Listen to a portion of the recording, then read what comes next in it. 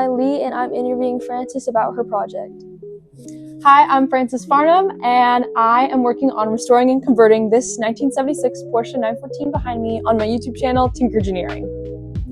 Okay, what inspired you to restore your Porsche 914? Okay, well, I saved up money from selling grapefruit on my grapefruit tree at my old house, and I was like, I'm gonna need a car eventually, and it was kind of a cool project, and I found the 914, and it's a really awesome car with the pop-up headlights, and it's also the perfect EV candidate, which we'll get into. But I bought it, and it needed some work, so I was like, you know what? Let's do it. And it became a project. Very cool. What made you choose that car? Okay, so the 914, super cute. I was debating between the 914 and the 911, which is and the 911s are really expensive, really popular. But the 914 community, and the 911s are really, really cool. But the 914 community is really what set it apart. And I think that is what made the difference, all the difference in this car, because everyone there wants to help, and they're always reaching out and being like, oh, hey, do you need this? Oh, I know where this is. Oh, I have, and then if you find out someone has a 914, or if they find out I have a 914, they're like, oh my gosh. And it's just immediate connection. And I think that's something I don't really see often, especially, I don't know, just in these communities. I think that the 914 community is something special, and I'm very, very glad that I have a 914 so that I can be part of it. How did you find those people when you first started?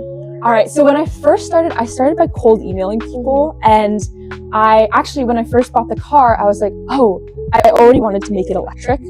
And so I was like, I started Googling 914 electric, Porsche electric. And I found this guy who had this blog, and he had already kind of documented the process of him converting his yellow 914 to electric. And that guy was Mark Brems, aka 914 Electric.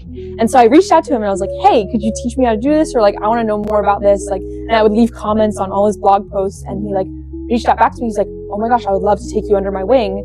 And he's been my mentor ever since. So it's all mentors. Same with Matt from 914 Rubber. And there's also this big forum. And at this point, I didn't know, when I was 11, I had no idea what a forum was. I didn't know how those worked. But 914 World, and it's just a ton of people talking about their 914s, working on their 914s, selling parts from their 914. It's just a big community, and you just post on it, and it's like Reddit.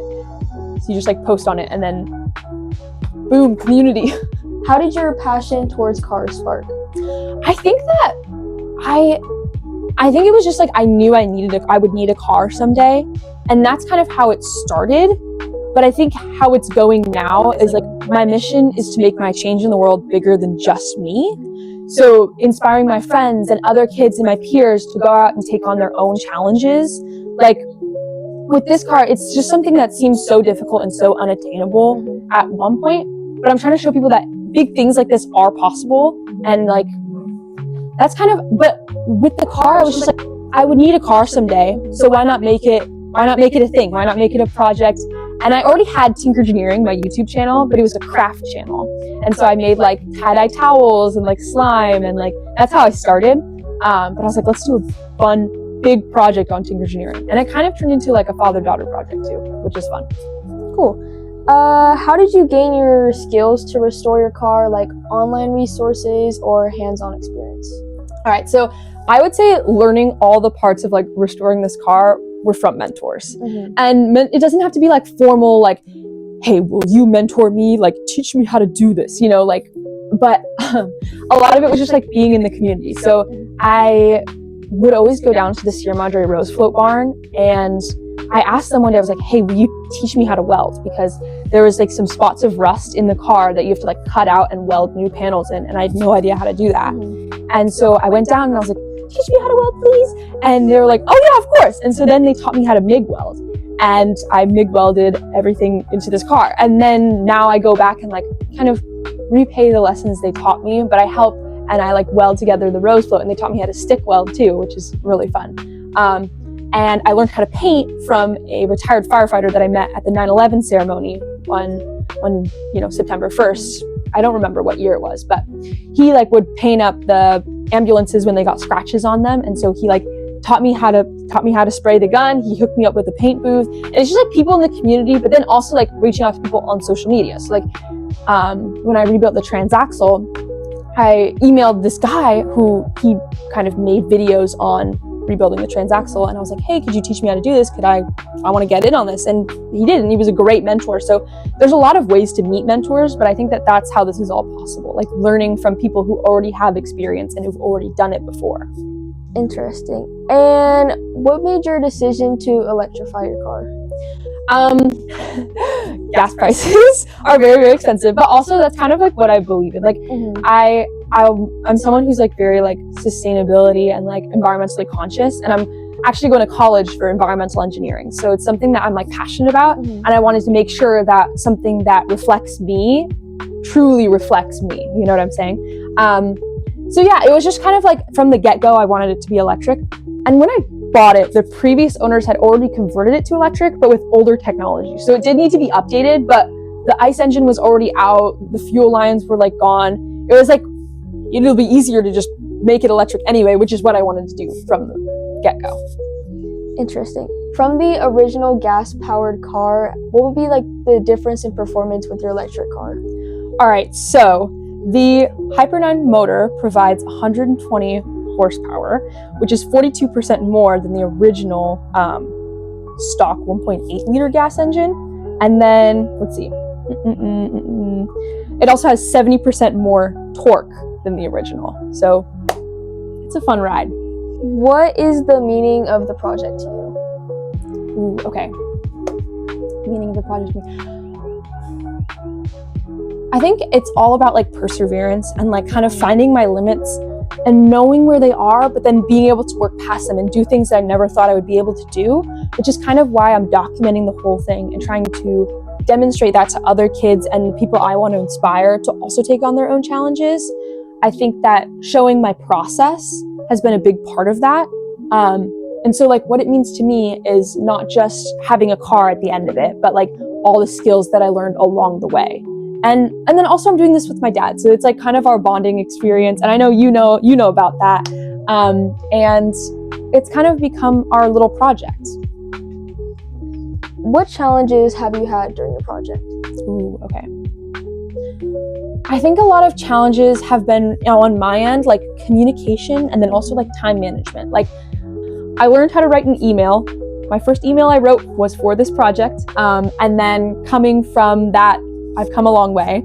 And I think that learning to write an email and then just communicating with people, because people go on vacations and you have no idea when their work hours are, and then they get off at 3 p.m. and you're like, wait, now the whole week has gone by. So like being able to get things done and work with other people has been it's a challenge, but it's also been like a lesson that I've learned, which is very important for life, I think. Interesting. And what are your goals when your car is finished? Well, as soon as my car is done, I want to take it to the beach and I want to go surfing. Just like visiting that, it's going to be awesome.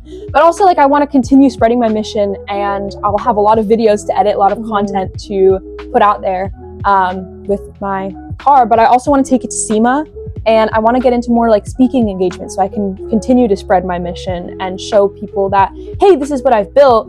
Let me show you how to get there and how you can apply this to your own life. And what is your proudest moment so far during your project?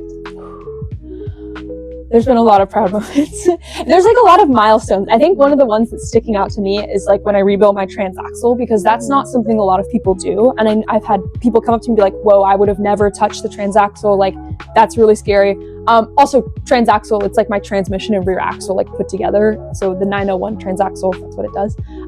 But like that's just like makes me feel really proud when it's like I'm a bunch of like people who are way beyond my years, you know, being like, oh my gosh, that's so cool. Like, how did you do it? They're asking me questions about it now. And I'm like, wait, what? Like, what are you? Oh my gosh. So that's like a really exciting moment. But I think also like going to different shows and like speaking at different events. I spoke at State of Charge, which is like an electric vehicle conference in Denver last year.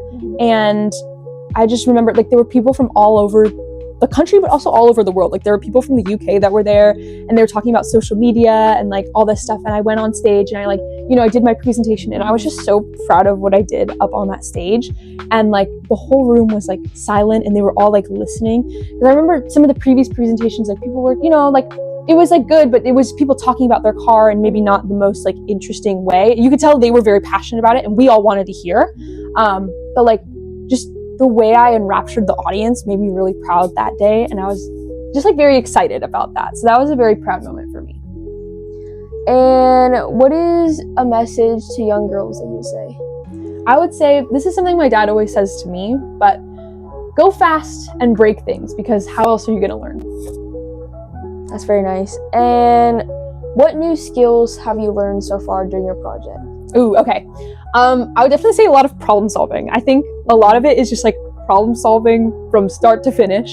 The actual like physical skills, like welding, like I mentioned, painting, body work, also powder coating. I think I'm going to do some powder coating with my dad after this, but that's become something we're a little bit obsessed with, because it makes like metal look so nice, and it's actually pretty easy like once you get the setup down. But then I think the soft skills, like once again, like the communication aspect of it, the being able to talk with people, and the being able to like look people in the eye and shake people's hands is something that I'm an introvert. So like doing that was like kind of a challenge for me to get over. And so once I've come to that point where I can like talk with people and like, I guess for lack of a better word, like network with people, that's been such a good skill that I've learned through this process.